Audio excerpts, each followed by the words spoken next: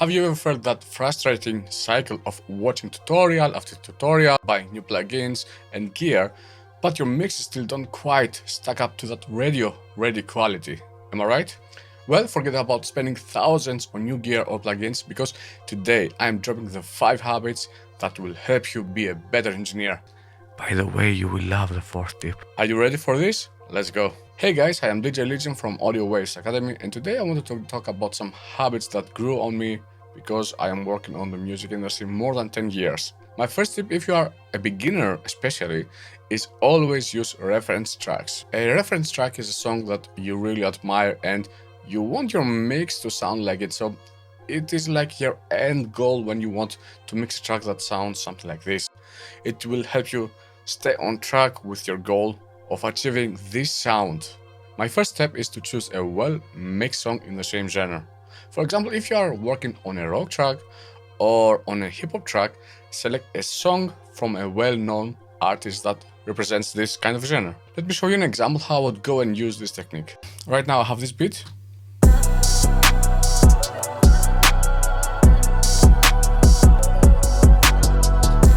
And I want to choose a track that is in the same genre, like a hip-hop track or a trap track. For this purpose, I have chosen this track that I have right now.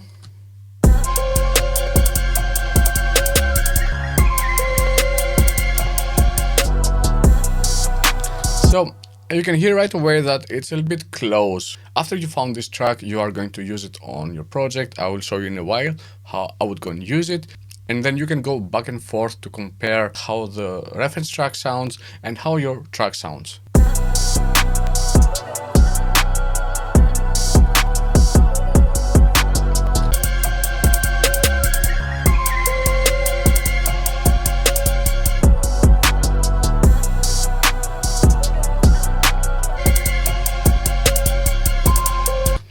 Let's say that your goal here, for example, is to achieve this kind of sound from the reference track. You can hear right away that there are some big differences. I heard right away that the kick on our original track is louder in comparison with the other track.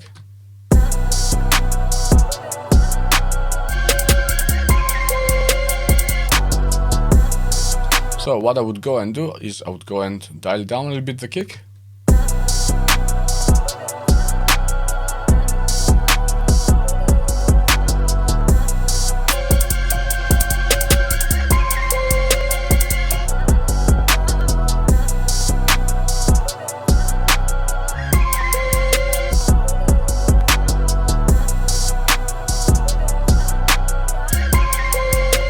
There are also some other things like the levels here from my main melody on my track, on this original track, in comparison with the reference track, but I don't want to waste your time, so I hope you understood how I would go and use this technique. The next tip that I have for you is to go and train your ears. I know it might sound a little bit boring, but I am 100% sure that it will improve your mixing skills, like seriously. As a sound engineer, your ears are your most valuable tool. The better you can hear, the better you can mix and master your audio. I started doing these ear training exercises for 15 minutes like every single day or every second day. For example, you can go and use apps like Train Your Ears or Sound Gym to practice identifying different frequencies.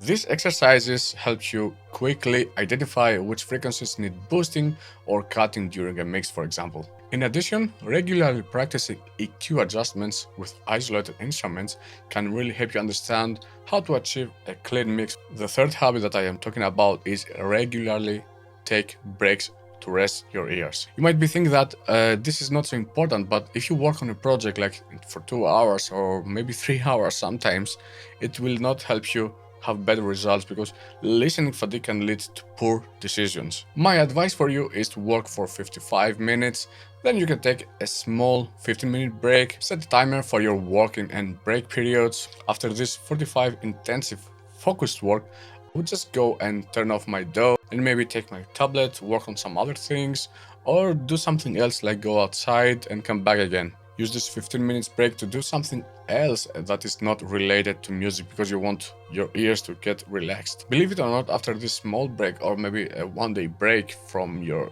session, you will often hear things in your mix that you didn't notice before. By the way, guys, if you want to learn something about mastering and you own the FabFilter plugins, I have a special course for you that you will find in the description below.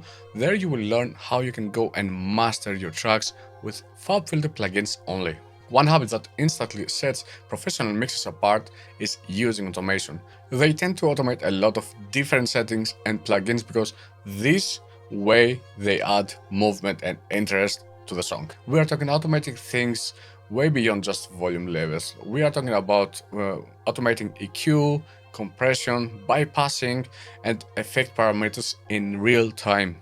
Sometimes the creativity from the engineer can really help also the production team, because this allows top engineers to precisely sculpt this space, the energy, and the emotion in ways that maybe this static mixes simply cannot achieve. I have seen a lot of studio engineers automating EQ changes to emphasize some different frequencies at various points in the song. For example, some of them are boosting the high frequencies of the vocals during the chorus because they want to add some clarity and presence. After the chorus is finished, they bring back the automation, but okay, they don't change so many things, they put like 2 or 3 dBs.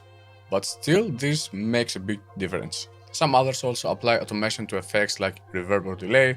For example, increasing the reverb on a snare during the bridge to create this sense of space, or adding delay to a vocal line for this dramatic effect is really common. And now the final habit that I do like almost every day is never stop learning. The greats are always learning and evolving.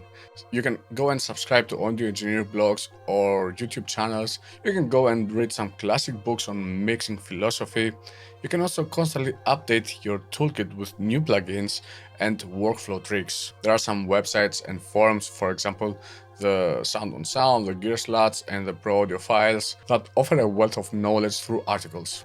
You can go also and engage with the community and stay updated on the latest trends and techniques. One of the biggest YouTube channels, in my opinion, is the Pensados Play. This one is one of my favorites. There are also some others like Recording Revolution that provide in-depth tutorials and interviews with industry professionals and tips that can help you really enhance your skills. I know that a lot of engineers have their favorite plugins, like a compressor, like LA2A or whatever, but regularly exploring new plugins and software can add some new dimensions to your mixing capabilities. For example, you can go and try some of the latest Waves plugins or some other unknown plugins that can really go and inspire these creative approaches to your projects. Those habits have helped me like really a lot, guys. If you want to take your sound engineering skills a little bit more further, leave a comment below with your biggest audio challenge. I'm happy to provide more tips. Now that I talked about challenges, is it possible to mix a whole track with just one plugin? Check out this video.